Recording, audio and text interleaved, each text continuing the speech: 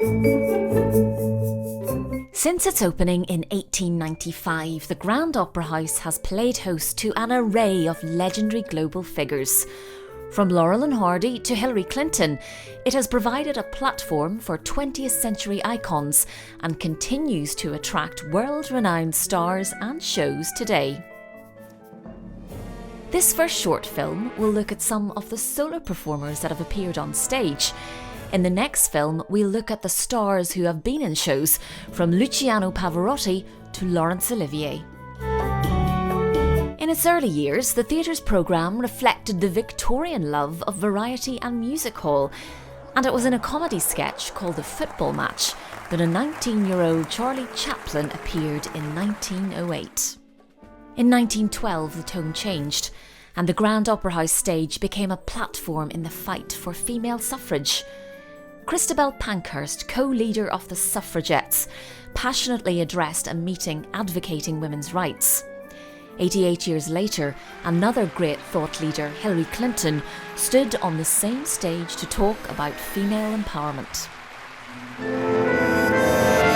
During World War II, travel restrictions led to the theatre creating its own rep company, the Savoy Players, to entertain audiences. A highlight came in 1944 when Irving Berlin brought his musical revue, This Is the Army, to the Grand Opera House. And who joined the audience? General Eisenhower and Field Marshal Montgomery. The 50s ushered in a golden era of stars. In 1952, Laurel and Hardy played here for 2 weeks, smashing box office records. Stan Laurel celebrated his 60th birthday on stage, and the Belfast audience serenaded him by singing Happy Birthday. And in 1953, legendary American entertainer Bob Hope opened his UK tour here.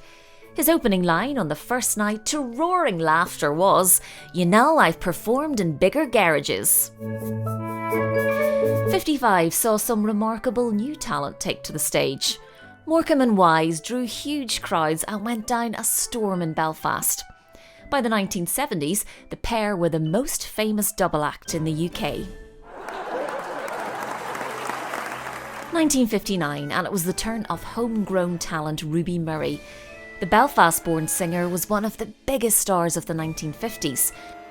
She had 5 hits in the top 20 in a single week, a feat still unequal to this day.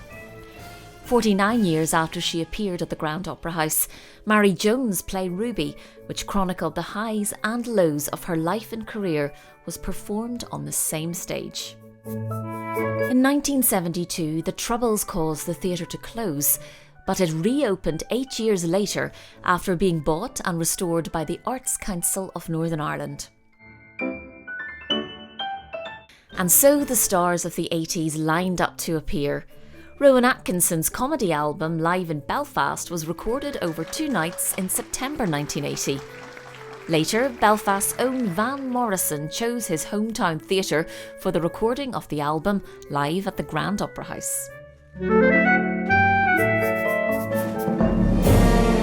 In the early 90s, 2 bombs badly damaged the theatre, but after repairs, the British Academy of Film and Television Arts held the 25th BAFTAs in a show of solidarity. Hosts Kenneth Branagh and Amanda Donoghue were upstaged by a new TV talent, Alan Partridge. 2016 saw Sir Roger Moore tell his life story, and in 2017 the legendary Michael Parkinson enthralled the Belfast audience. The building has survived 2 world wars, the Troubles and the threat of demolition. Now the Grand Opera House is receiving its biggest ever gift of TLC. This restoration will ensure the stage spotlights shine on the world's biggest stars for decades to come.